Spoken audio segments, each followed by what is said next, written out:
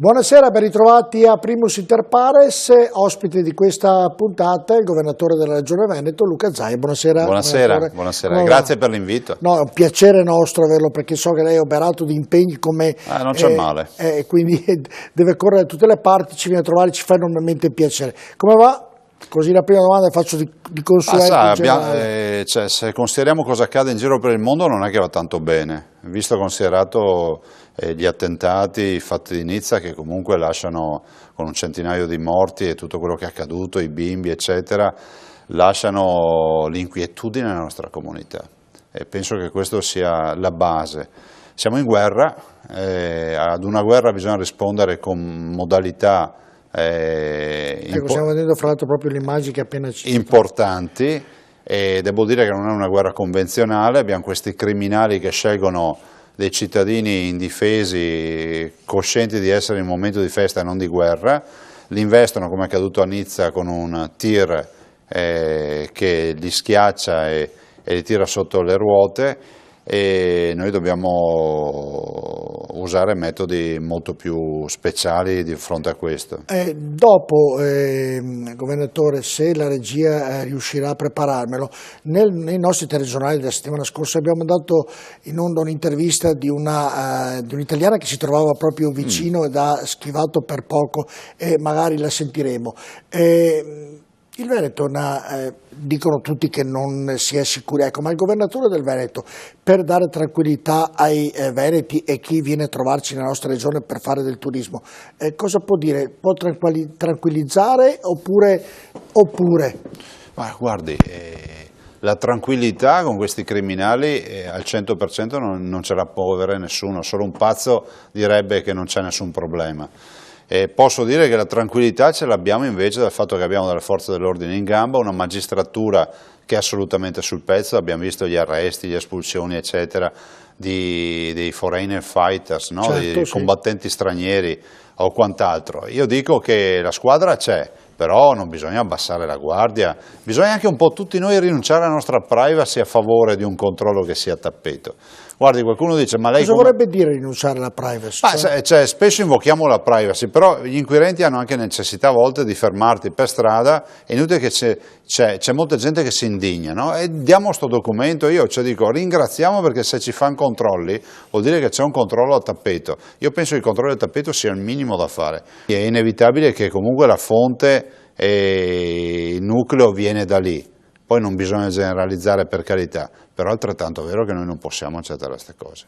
Quelli che denunciano quello che sta accadendo, dicono quello che sta succedendo, hanno paura di non essere tutelati dal nostro Stato, e tanti non lo dicono per questo motivo. Non si può migliorare questa situazione, che mi sembra un attimino una situazione imbarazzante, quantomeno. Ma sai, in un paese nel quale non c'è certezza della pena, non c'è inasprimento della pena, i poliziotti vanno in giro col galateo invece che col manganello, perché ormai devono stare attenti come toccano il delinquente, perché al tribunale ci va il poliziotto che ha fatto l'arresto o non l'ha arrestato, non c'è la possibilità di difendersi, quindi la legittima difesa è un'opinione.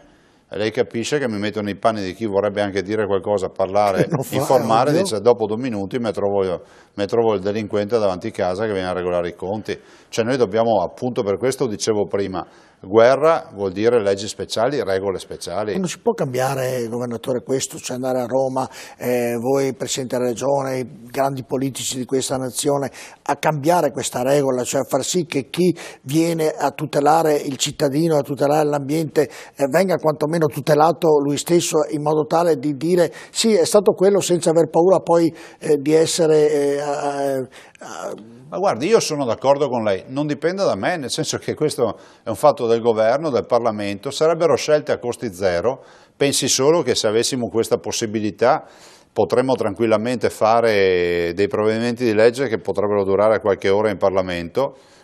Non hanno nessun costo, perché dire di inasprire una pena o dare carta bianca ai poliziotti di agire non ha nessun costo. Anzi metteresti in sicurezza le nostre forze dell'ordine, che ormai sono sbeffeggiate, attaccate, prese a sassate, gli sputano addosso, gli insultano e ancora stanno lì fermi perché se usano il manganello c'è qualcuno che poi da ridire. Cioè, siamo oggi in un paese nel quale alla libertà d'azione delle forze dell'ordine si sceglie di mettere il numero di matricola sul casco, sull'elmetto, in maniera tale che se qualcuno usa il manganello, poi sai qual era la matricola nei filmati e quindi magari vai a rimproverare il tipo. La settimana scorsa nel TG di venerdì, credo, anzi sono sicuro di venerdì, abbiamo mandato questa testimonianza di una che era nel fatto accaduto a Nizza ed è davvero è da ascoltare, ascoltiamola. Siamo al telefono con Evelina Pagotto che vive a Nizza. Evelina, raccontaci un attimo che cosa hai vissuto, che cosa hai visto proprio durante i momenti coincidati dell'attentato. Sicuramente è stato qualcosa di estremamente inatteso.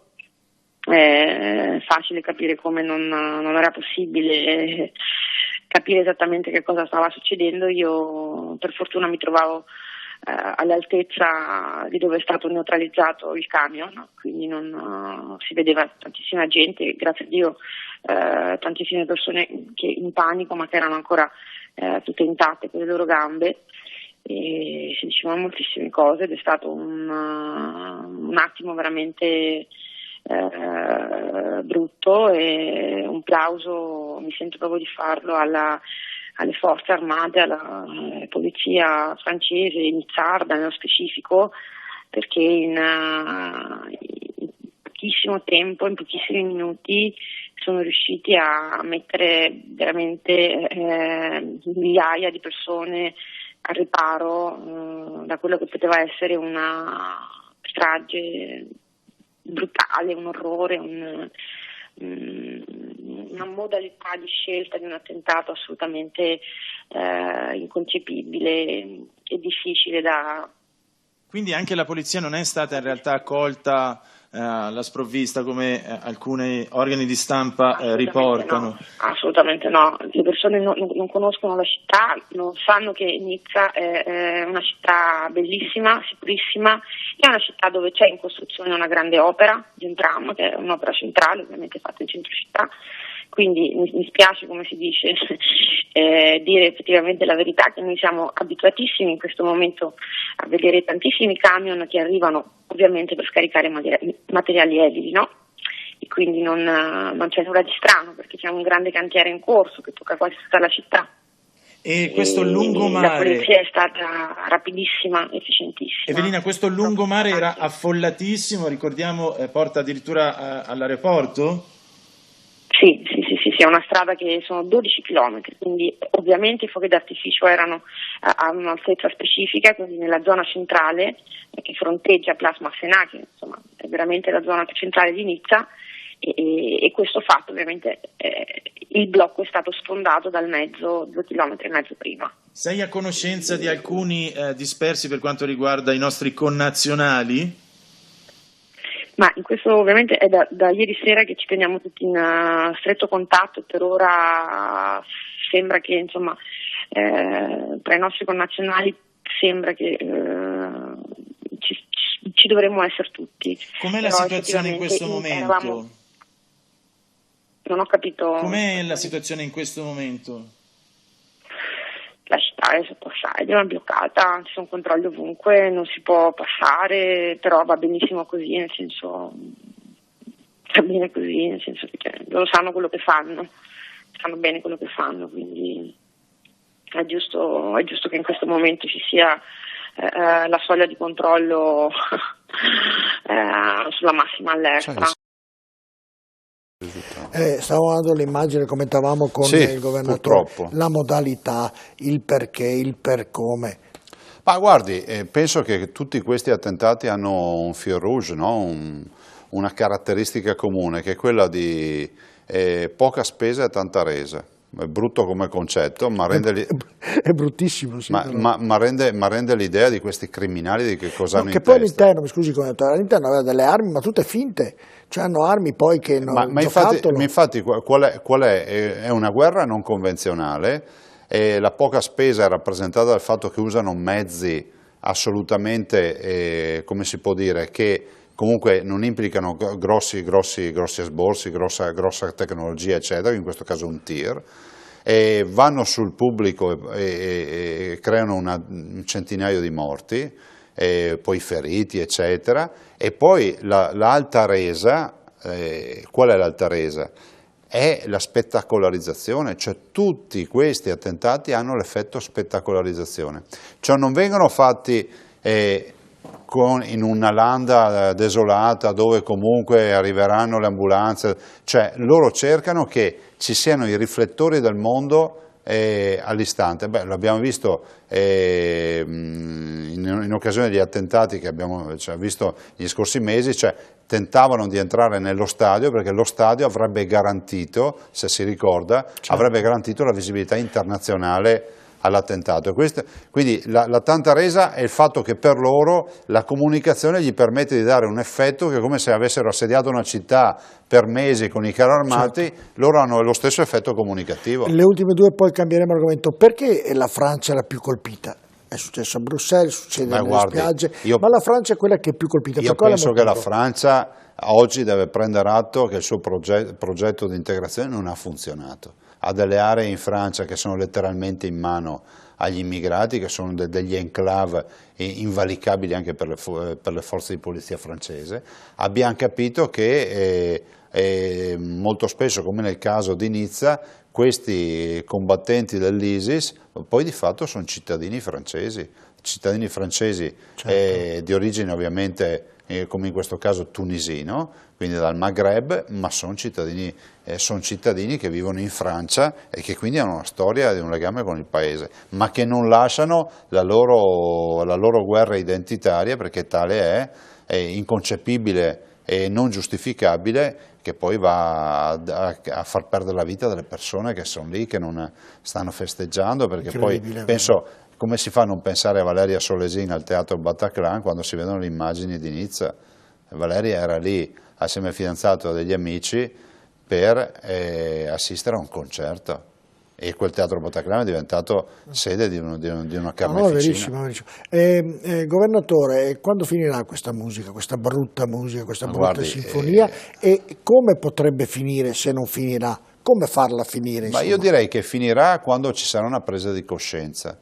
Non voglio andare troppo indietro nella storia, ma basti pensare alle posizioni che molti hanno avuto quando si è trattato di fare l'incursione in Libia e mandare via Gheddafi, e poi con l'uccisione conseguente di Gheddafi, o quello che è accaduto in altri paesi. L'abbiamo visto in Siria, abbiamo visto con altri scenari. Cioè noi dobbiamo prendere atto che qui ci vuole il pugno di ferro, dobbiamo prendere atto che comunque la difesa dei nostri cittadini deve avvenire, e dobbiamo prendere atto che non possiamo fare la fiaccolata e pensare con la fiaccolata di fermare questi. La fiaccolata la dobbiamo fare, per carità, per le vittime, ma non è una questione di fiaccolate, cioè oggi bisogna intervenire e andare giù con la mano pesante. Certo, seguiremo ovviamente sperando che non accadano più di questi episodi di una gravità davvero inaudita. Torniamo invece alla nostra regione, Governatore. Uno dei problemi, affronteremo diversi problemi questa sera, tra i quali ritorneremo anche sull'immigrazione, ovviamente con dei numeri, con dei dati, con delle tabelle. Però iniziamo dalle banche. Le banche sono davvero un problema per quello che è successo, per i cittadini del Veneto, il Governatore è intervenuto in prima persona, ha chiesto l'intervento del Governo, insomma cercheremo di parlare. Andiamo prima a vedere il servizio e poi lo commenteremo in studio. Continua a tenere banco in regione il caso delle ex popolari e il responso non poteva essere più chiaro: c'è bisogno dell'aiuto del Parlamento. Il Consiglio, riunitosi in via straordinaria martedì, ha approvato all'unanimità la risoluzione 22, che chiede l'istituzione di una task force direttamente da Roma, costituita da magistrati specializzati in materia. Del resto il dramma è di amplissime proporzioni, visto che le cifre del disastro si aggirano sui 20 miliardi di euro. Per intenderci, più del crack Parmalat, che di miliardi ne costò 14. Il presidente del Consiglio regionale Roberto Ciambetti parla di uno tsunami devastante e di danni da massimo grado della scala Richter. E proprio Ciambetti e Maurizio Conte, capo della commissione d'inchiesta, sono stati ricevuti da Pietro Grasso, presidente del Senato, al quale hanno presentato le loro istanze. Non solo l'aiuto della task force, ma anche tutta una serie di proposte e sollecitazioni per giungere a capo della questione. Il governatore Zaia intanto ha messo sul tavolo 2 importanti delibere a favore dei risparmiatori colpiti da quello che ha assunto a tutti gli effetti i contorni di un dramma sociale. La prima prevede l'aumento da 300 a 500 mila euro del Fondo per l'assistenza legale, il cui regolamento dovrebbe essere approvato entro un paio di settimane. La seconda invece dispone la possibilità da parte delle famiglie di autocertificare la diminuzione del proprio reddito come conseguenza proprio della svalutazione delle azioni. Situazione insomma ben lontana dall'essere risolta, ma la speranza è che, almeno da Roma, giungano gli aiuti che permettano di fare maggiore chiarezza. La cosa importante è che il governatore del Veneto l'ha presa di petto, questa situazione che è gravissima. Ne avevamo già parlato in una puntata che lei è venuto a trovarmi un mese fa più o meno. E oggi la situazione com'è? L'abbiamo riassunta in questo servizio? Sì, un bel servizio fra l'altro, mi complimento, e la situazione è grave perché il danno diretto è di circa 11 miliardi di euro, il danno totale è di circa una ventina di miliardi, come diceva la giornalista nel servizio. Pensi che 11 miliardi di euro sono un danno più elevato del danno della Grande Guerra, della Prima Guerra Mondiale in Veneto e Friuli Venezia Giulia, attualizzato ad oggi. Incredibile. Ma dopo una guerra tu esci di casa e dici non c'ho più la casa, me l'hanno distrutta, la ricostruisci, sistemi le strade, sistemi i ponti, cioè parte l'economia. Dopo un disastro come questo, se c'hai ancora 1.000 euro o 100 euro, li metti sotto il materasso e da lì non ti muovi più. Perché no? Cioè, quello che ti è rimasto va bene o va male, cerchi di star lì. E quindi c'è un effetto anche di depressione dopo questo disastro. Sai, è difficile darsi una spiegazione, perché quando tu hai le azioni, io ce le ho sia di Veneto Banca che di Popolare di Vicenza, e non hai avuto la possibilità di venderle, e quando tu pensi che la tua azione passa da 60 euro a 10 centesimi, ti dici, beh sì, vorrei capire però qualcosa di più. Da un lato c'è stata la mala gestione, la cattiva gestione, dall'altro comportamenti magari non tanto consoni o fraudolenti, o anche c'è stato del dolo, c'è stato di tutto, ma c'è anche una fetta di giustificazione che vorremmo capire, che pongo io la questione, che è quella di chi doveva controllare cosa ha controllato. È riuscito a capire? No, guardi, a tutt'oggi no, perché la verità è che ci sono dei controllori che dovevano controllare, magari hanno fatto anche tutti i bei controlli, ma che ce lo dicano, no? Penso a Banca d'Italia, che ha la vigilanza sulle banche popolari. Io mi metto nei panni di chi ha fatto l'aumento di capitale, io non l'ho fatto nel 2014, chi lo ha fatto, che so, Veneto Banca, 39,50 euro, e dopo un anno si ritrova le azioni a 10 centesimi, cioè uno dice, ma scusa, ma che film avete visto? Mi avete certificato che potevo fare l'aumento di capitale a un tot e poi mi ritrovo con zero. Certo. Io penso che i nostri risparmiatori debbano essere ristorati, penso che comunque bisogna trovare una soluzione. Penso che oggi queste banche, entrambe le banche, sono state di fatto comprate da Fondo Atlante, che è una formula diciamo quasi parapubblica della situazione, a 10 centesimi. E pongo una questione: se tu l'hai comprato a 10 centesimi, e io sono convinto che sia stato un affare, e poi i 10 centesimi ad azione diventano 10 euro, o 100 euro, o 50 euro, la plusvalenza, la differenza tra 50 euro e 10 centesimi, io sono convinto che deve essere dedicata a tutti quelli che hanno perso i soldi. Ovviamente dovrebbe essere così. Cioè, anche perché lo sappiamo tutti che non resteranno all'infinito a 10 centesimi, no? Certo. E ci sono poi tutta una serie di accorgimenti, cioè aiuto alle famiglie che sono rimaste senza soldi, aiuto a coloro che hanno una denuncia di redditi che non gli permette, che so, di accedere alla casa di riposo in maniera agevolata per un genitore, ma in quella denuncia di redditi, nello stato patrimoniale, c'era dentro anche le azioni che portavano sui valori, e oggi quelle azioni non valgono più niente. E insomma, guardi, c'è una tragedia unica questa partita. Noi vogliamo essere da parte dei risparmiatori. Dico che abbiamo stanziato 500.000 euro, che non sono pochi, cioè $500.000 di euro, per l'assistenza legale, per l'aiuto alle associazioni che danno assistenza ai cittadini. Perché oggi si parla anche di cause collettive, magari anche di qualche perizia che serve, altre robe, delle cause anche pilota, che so, a livello di Corte Europea o di altre. Insomma, questa è una vicenda che ha segnato definitivamente il Veneto. Penati di Fondo Atlante, il dottor Penati cosa dice? Dice: una banca si ristruttura, io spero di metterci 18 mesi, quindi a 2 banche da ristrutturare in 18 mesi, poi si vende, si spezzetta o si fonde.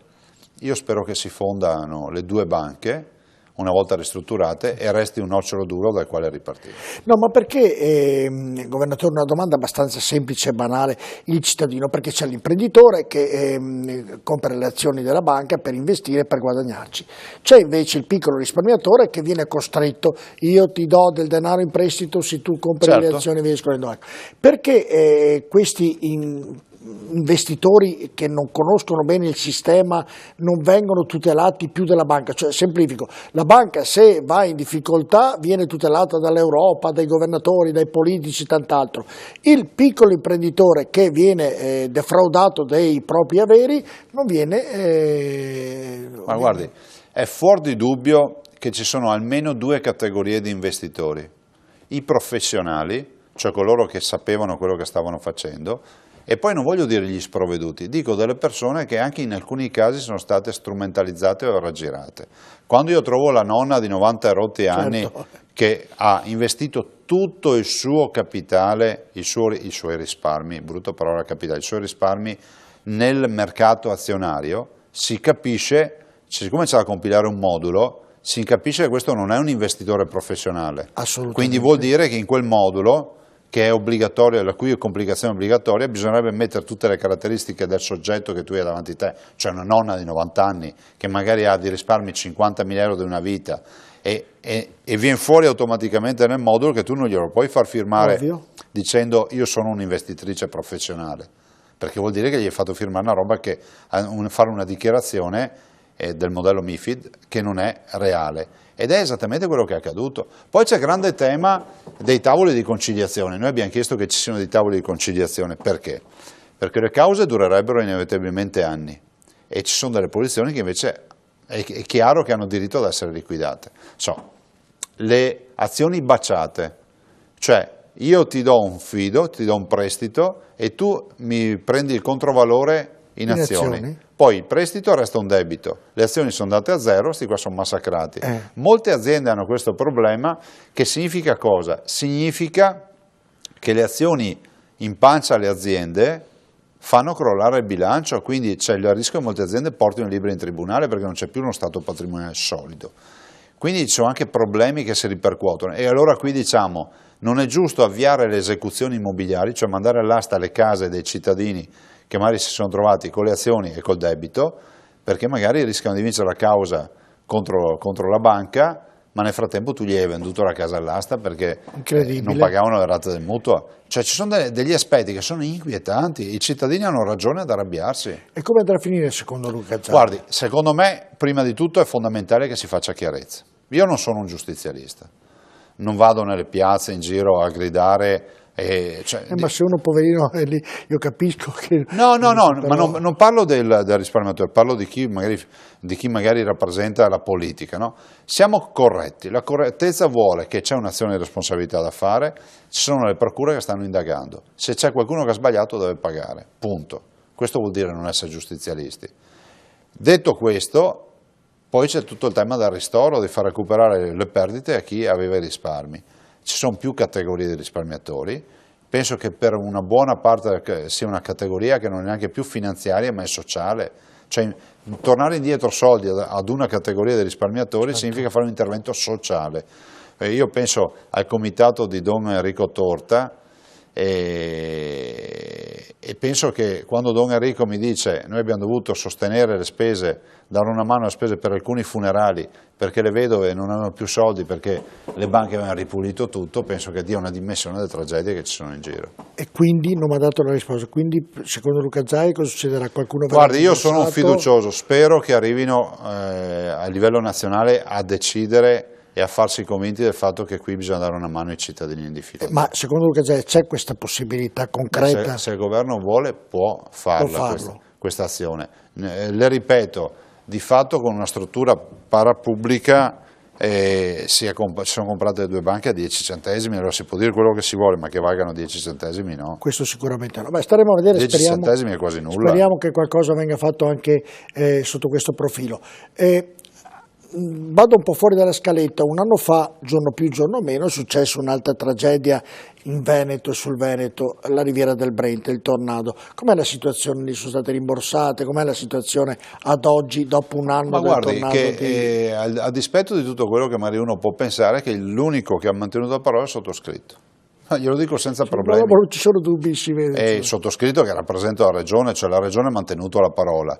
Sono andato lì, io dico come al solito ai cittadini in preda alla disperazione, dico attenzione ai viaggi del dolore di tutti quelli che vengono qui a stringervi la mano, ricordatevi le promesse. Noi abbiamo messo 5 milioni di euro, alcuni dicono che non sono ancora arrivati, non è colpa mia perché la burocrazia non me la invento io.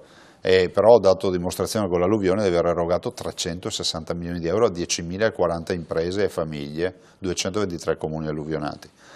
Tromba d'Aria è stata un'autentica tragedia, sono centinaia di abitazioni rovinate, ammalorate, alcune anche demolite, e un morto, ricordiamo c'è stato un morto alla Tromba d'Aria, feriti eccetera. Io dico che lì il governo chi l'ha vista? Abbiamo visto un sacco di passerelle, ma È vero. Ma non voi avete anche un bel archivio, sarebbe bello magari fare un bel servizio con tutti, un montaggio di tutti quelli che sono passati in mezzo alle macerie, e a fianco ci scrivete quanti soldi hanno portato. Vedrete che c'è solo una realtà che è presente, che è la regione. E poi è stata anche divulgata a livello nazionale, non come dovrebbe essere, come sarebbe capitato in qualsiasi altra... Lasciamo perdere, cioè davanti a una devastazione così, io ricordo sempre come immagine Villa Fini. Cioè una villa veneta con 2 barchesse crollata, rasa al suolo. Ecco, davanti a immagini come quella, davanti a immagini di devastazione, insomma, di Dolo, Mira, Pianiga, quello che è, dover combattere per far riconoscere lo stato d'emergenza vuol dire che non siamo più. Cioè per me è tragico. Invece un ringraziamento grosso va a tutti i volontari, quelli che sono andati a sparare macerie, ai tanti ragazzi che non vengono mai ricordati, gli studenti che sono andati a lavorare, erano in vacanza quegli studenti, sono andati a lavorare 8 luglio. E ricordiamo che i tantissimi volontari, le associazioni, le radio pubbliche, certo. Le radio private, insomma, tutti quelli che hanno raccolto e stanno ancora raccogliendo fondi. Le faccio una domanda che è una curiosità. Prego. Tanti mi chiedono, da bar, una domanda da bar, dicono oggi l'Italia economicamente non ha grande possibilità, sia i comuni sia la regione, poi succede un dramma e sia lo Stato sia la regione sia il comune riesce a trovare i soldi per supplire a quel disastro. Da dove li tirano fuori il governo, la regione e il comune? Guardi, la regione ha un fondo limitatissimo. Tanto è vero che l'anno scorso io ho incrociato le dita da luglio fino a dicembre che non accadesse più niente perché l'abbiamo svuotato il fondo, cioè 5 milioni, fine. Nel senso che non è il fondo di riserva come si chiama, no? Arriva una catastrofe, arriva qualcosa, tu dici almeno un paio, 1 milione, 2 milioni, 3 milioni di euro per la prima emergenza, per sgomberare strade, insomma. Cioè noi non siamo in grado di finanziare la ricostruzione o quant'altro, non ce la facciamo. E quindi li mettete ogni anno? Sì, è quasi un obbligo di legge, non è un obbligo di legge, ma insomma è un obbligo morale che mettere da parte qualcosa. Che un governatore riesca a mettere da parte qualcosa, sicuramente speriamo che non accada nulla. Ma e dopo i veneti pensano, giustamente fa notizia la devastazione vicino a casa tua, ma posso garantirle che di eventi atmosferici pesanti che fanno danni ce n'è tanti ogni anno in Veneto. Allora è naturale. La neve, pensi solo i danni che ha fatto la neve 2 anni fa, pensi solo alla devastazione delle nostre montagne senza energia elettrica per 2 giorni. Sì, poi il torrente che è salripato in Cadore tra tante altre. L'altra estate voglio ricordare che c'è stato la frana di San Vito di Cadore con 3 morti, c'è stata Acquabona un'altra frana, c'è stata Peagno un'altra frana, insomma di casini abbiamo, Borca, ce ne sono tanti. Poi se è distante da casa tua magari non ti tocca, no? È come quando arriva la grandinata, riesce addirittura a scegliersi anche i fazzoletti di terra. È vero. Però chi ce la prende sulla testa la sente. La sente sicuramente. Vabbè, cambiamo decisamente argomento, andiamo a parlare di immigrazione, andiamo a vedere il servizio e poi vedremo anche delle schede e parleremo anche del problema immigrazione. Il Veneto davvero ha dato, e credo siano completi i numeri per quanto riguarda questo. Andiamo a vederlo. Una volta c'era il distretto del mobile, quello della sedia, erano quelli i settori trainanti dell'economia veneta. Oggi abbiamo il distretto del profugo e il business rende bene, almeno per chi gestisce i campi di accoglienza, un po' meno per chi li ha nel territorio comunale. Siamo nella bassa, a cavallo tra la provincia di Padova e quella di Venezia, i comuni interessati, Bagnoli di Sopra e la frazione di San Siro e poi Agna e Conetta. Tutti i comuni che distano pochi chilometri tra loro, qualche migliaio di abitanti ciascuno.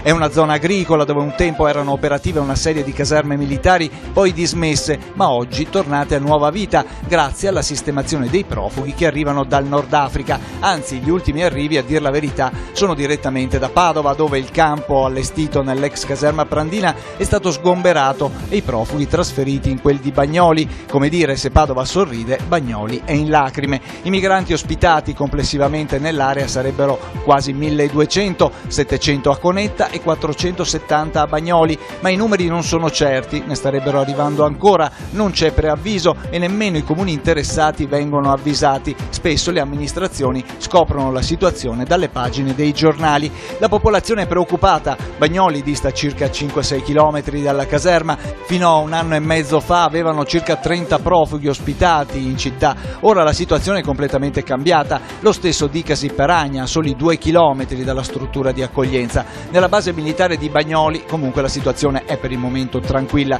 diversamente da quanto avvenuto negli ultimi giorni a Conetta, con alcuni episodi di insofferenza e violenza che si spera possano restare casi isolati. Comunque sia, il timore c'è, strutture perse tra i campi, attorno non c'è nulla, gli abitanti hanno già cambiato le loro abitudini, si è persa la serenità, dicono, si chiudono i cancelli la sera, insomma la vita è cambiata.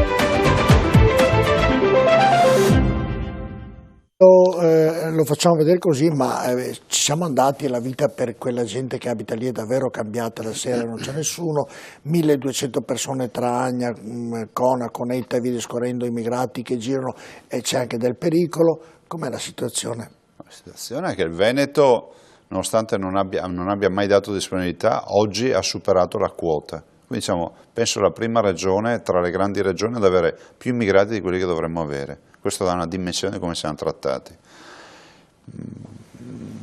Contesto la bufala dell'ospitalità diffusa, no? Se lei prendesse tutto il numero degli immigrati arrivati in Veneto fino ad ora, lo dividesse per il numero dei comuni, 576, verrebbe fuori che mediamente l'ospitalità diffusa porterebbe una sessantina di immigrati per comune. Allora lei capisce che se è una metropoli con 60 immigrati non li vedi neanche. Ma se pensi ai piccoli comuni che abbiamo noi, l'80% meno di 4.000 abitanti, 60 immigrati nella piazza del paese vuol dire che la piazza del paese è loro.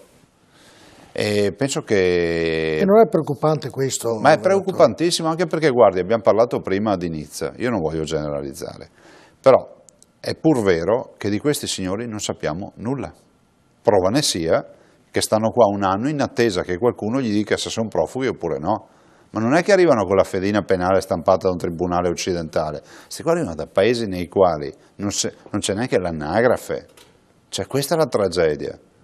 E noi lì tranquilli, noi continuiamo con le sfilate, con le fiaccolette, con le candele, le veglie, no, cioè noi dobbiamo, senza generalizzare, e la solidarietà a un profugo deve essere garantita, devono essere intercettati nelle spiagge del Nord Africa, lì si fanno i centri di accoglienza, quindi Conetta, Bagnoli, li dobbiamo vedere in Tunisia, in Algeria, in quei paesi, lì si mandano i nostri operatori, lì si dà da mangiare. Però non succede.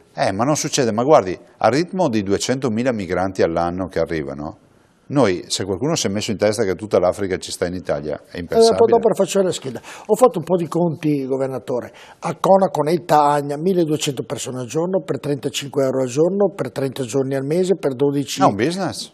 È una cosa, ho venuto fuori, ho fatto un po' i conti così con la calcolatrice. Ma aggiungiamo, mi perdoni direttore, scusi, aggiungiamo per i cittadini un'informazione che non c'è mai. L'immigrato arriva, ha lo status di richiedente asilo. Quando uno arriva e quindi è richiedente asilo, vale 35 euro al giorno. Dopo un anno arriva la risposta, mediamente un anno, e gli dicono, caro signore, tu sei profugo, hai lo status di rifugiato, non vale più 35 euro al giorno. Prendono le valigie, le sportine che sono 4 strasse, e lo mettono in strada e dicono ciao, stammi bene, fine dell'intervento sociale. Certo. L'altro che ha avuto, gli dicono no, tu non sei profugo e quindi devi tornartene a casa, fa ricorso e vale ancora 35 euro al giorno per 1 anno, 2 anni, finché qualcuno risponderà del ricorso. Non so se ne è a conoscenza, faccio vedere i numeri della settimana scorsa. Prego. Chiedo alla regia se mi ripropone le grafiche. Eccoli, guarda, in Italia sbarcano ad oggi, nell'anno 2016, dunque praticamente siamo dopo 7 mesi dell'inizio dell'anno, sono sbarcati 78.255 profughi. Andiamo nella tabella successiva. Così è. Domande e richieste di asilo presentate sono state 40.512 ad oggi nell'anno 2016, il 58% rispetto al 2015, all'anno precedente, andiamo in quella successiva ancora, con domande esaminate dalla Commissione superiori a quelle che ha visto prima, perché ovviamente ci sono quelle che sono ritardate, quindi sono state quasi 40.700 più o meno, e nell'ultima pagina, nell'ultima videata, così per avere il dato completo, il 4% ha ottenuto lo status di rifugiato. Guardi questo perché è davvero incredibile. Il 13% ha ottenuto la protezione sussidiaria, il 18% ha ottenuto la protezione umanitaria, il 5% è risultato irreperibile perché questi l'hanno dimostrato poi sono scappati, ma il 60% si è visto respingere la domanda, e di questo 60% che si è visto respingere la domanda, il 30% rimane in Italia.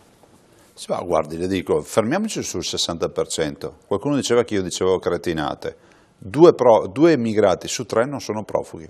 Ciò vuol dire che se sono 1.500 gli immigrati tra Cona, Anconetta e Agna, in totale, certo, almeno 1.000 non c'entrano nulla con i profughi. Cioè vuol dire che noi stiamo ospitando 1.000 persone al giorno, per 35 euro sono 35.000 euro al giorno, per 100 giorni sono 350, quanto sono? 3 milioni e mezzo, sì. E alla fine arriviamo quasi a 11 milioni di euro all'anno per delle persone che alla fine si sentiranno dire tu non sei profugo. E quindi chiediamo un sacrificio ai territori per 2 volte su 3 per delle persone che non sono scappate dalla morte e dalla fame. Allora noi ci chiediamo per quale motivo questa selezione non la si fa lì in Africa, in modo tale che anche i barconi che troviamo li andiamo a recuperarli subito, li mettiamo in sicurezza, ma non li scarichiamo a Lampedusa, li scarichiamo in Tunisia, in Algeria, li portiamo ai campi profughi. Se sono profughi veri, per carità, garantiamo il cordone umanitario che arrivino in Europa, li curiamo, ma quelli che vengono qui e trovano il metodo più veloce per arrivare qui, che è quello di farsi la traversata, perché entriamo nella dinamica psicologica di quello che vuole andare in cerca di fortuna per il mondo.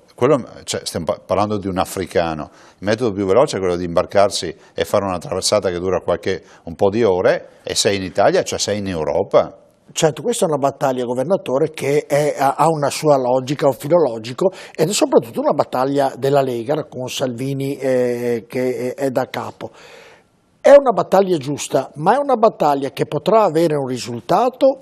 Primo punto, nell'eventualità che questa battaglia non avesse risultato, può succedere quello che succede in Francia o dove hanno chiuso le barriere agli immigrati? Ma guardi, voi avete fatto, mi ricordo, l'altra volta sono venuto, fra l'altro io poi l'ho anche valorizzato il vostro servizio, certo, le frontiere europee, no? Uno dice la Francia, la Spagna, poi vai su, vedi Calais, la Gran Bretagna, torni giù, Macedonia, la Grecia, la Slovenia, l'Ungheria, la Croazia, e dice alla fine c'è l'Italia che è isolata, è un cul-de-sac, no? L'immigrato arriva non in Italia, arriva in Europa, perché lui sa che arriva in Europa, e da lì l'Italia si deve tenere tutti. La pagliacciata della ricollocazione. Però l'Italia, mi scusi governatore se mi interrompo, è immune da attentati. Hanno fatto attentati tutti, non so perché, tutta l'Europa, finora tocchiamo ferro, sta toccando tutto il possibile, e non deve succedere da nessuna parte, però l'Italia è lo Stato dove non è successo però nulla. Guardi, io non partirei da questa considerazione, mi perdoni il direttore, perché qua a dire di essere immuni... No, finora ho detto, finora. Io faccio un'altra considerazione, dico sostanzialmente che stavo dicendo la pagliacciata della ricollocazione dei profughi veri in giro per l'Europa con i famosi aerei, i voli charter. Certo. Cioè 560 persone in un anno, 560 persone riallocate, cioè prese dall'Italia, quanti ne arrivano abbiamo visto ad oggi nell'anno 2016, 78.000. Allora uno dice, con questi dati io so che quest'anno sono stati riallocati 560 profughi. Cioè, ma viene da ridere. Ma lasciateli qui, se non spendete neanche la benzina per l'aereo, perché tanto molto probabilmente tornano anche in Italia, perché io, da soli non andiamo in giro per l'Europa, o forse magari hanno riallocato quelli che hanno ricongiungimenti familiari in famiglie, quindi vuol dire un sacrificio zero. Guardi, io penso che prima o poi arriverà un governo che deciderà che bisogna fermarli in Africa.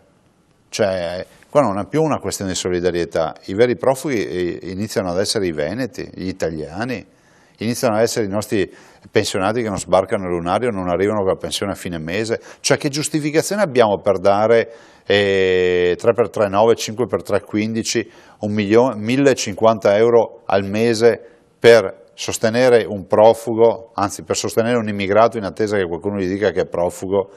Ma l'Europa di questi soldi quanti ne mette? Ma guardi, io non ho la più pallida idea, ma sono sempre soldi nostri. Cioè l'Europa non è che vive di un pozzo di petrolio e che quindi dà paperone, sono soldi degli italiani che vanno lì e poi vengono ridistribuiti. Anche qui sto concetto dell'Europa e dei fondi europei, sono soldi nostri.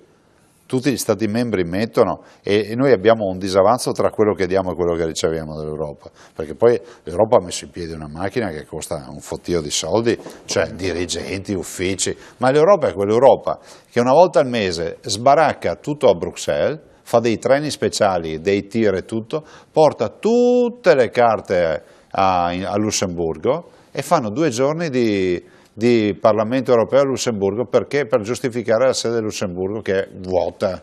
Sì, poi... Cioè, questa è l'Europa, cioè l'efficienza europea è questo. Se accadesse in Italia li avrebbero già arrestati tutti, no? In Europa è una roba normale prendere fare i treni speciali con i tir e spostare tutti gli archivi per andare a fare cioè, una roba allucinante. Sperperare è una cosa che a livello politico... Io mi metto nei panni dei cittadini che mi stanno ascoltando e dico, ma sto qua forse è sbagliato. No, vi ho spiegato bene. C'è il palazzo che vedete sempre in TV, quello con le bandiere, quello con tutti i vetri a specchio, quello è il Palazzo Europeo, il Parlamento Europeo. Da lì prendono tutte le carte. Poi c'è Strasburgo. Sì, scusi, ho detto Lussemburgo, Strasburgo. Da lì prendono tutte le carte, ho sbagliato prima, prendono tutte le carte, treni speciali. No, ma perché c'è anche Lussemburgo. C'è anche Lussemburgo, ma però portano a Strasburgo, sì. A Lussemburgo ci sono stato anch'io. Ma lei lo sa, non so se lei lo sa. Questa è la spesa lo sa perché Strasburgo continua a rimanere aperto?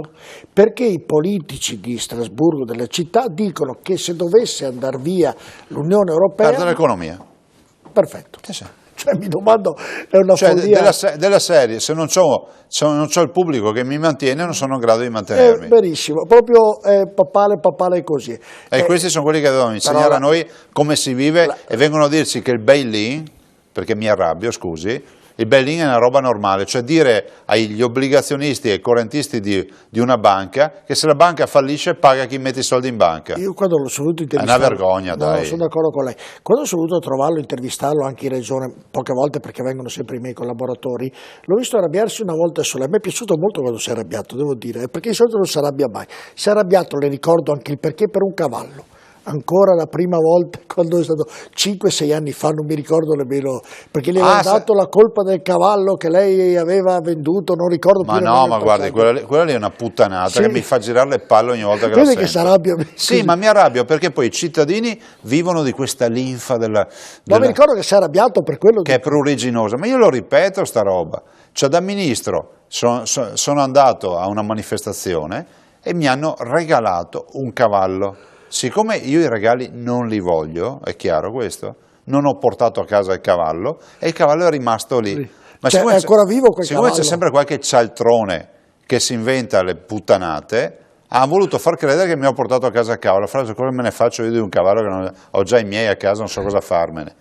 È tutto là, ma c'è ma una bufala, ma pur di screditare, è così. Cioè, guardi, io mando indietro anche regali quando penso che i regali non siano proprio dei regali, no? Certo. Ecco, se uno mi manda la bottiglia o il panettone o il salame, posso garantire che non lo rimando indietro. Certo. Però, no, mi è venuto da ridere, governatore, perché quella volta lì era appena stato eletto governatore del Veneto, presumo non vorrei sbagliare, e io ero presente, sono venuto ad ascoltarla e ho visto che ha fatto tutto bene, ha parlato tutto bene, quando le ha fatto il cavallo sei in... Ma sa, perché mi mettono Allora, mi è piaciuto, e scherzosamente, sto scherzando, ho aperto una parentesi, mi è piaciuto nel modo in cui si era arrabbiato, insomma, ma guardi, era una stupidaggine. mi mettono nei panni del cittadino che ascolta, per questo mi arrabbio. Il cittadino che gli vai a dire, guarda, il tuo governatore, anzi l'allora ministro ha avuto un cavallo, era figlio di Varenne, cioè chissà quanti scheghe costa, non proprio niente di tutto questo. Sì, è vero, è vero. Falso dall'inizio alla fine tutto. E per chi mi ascolta è stato dimostrato che è tutto falso,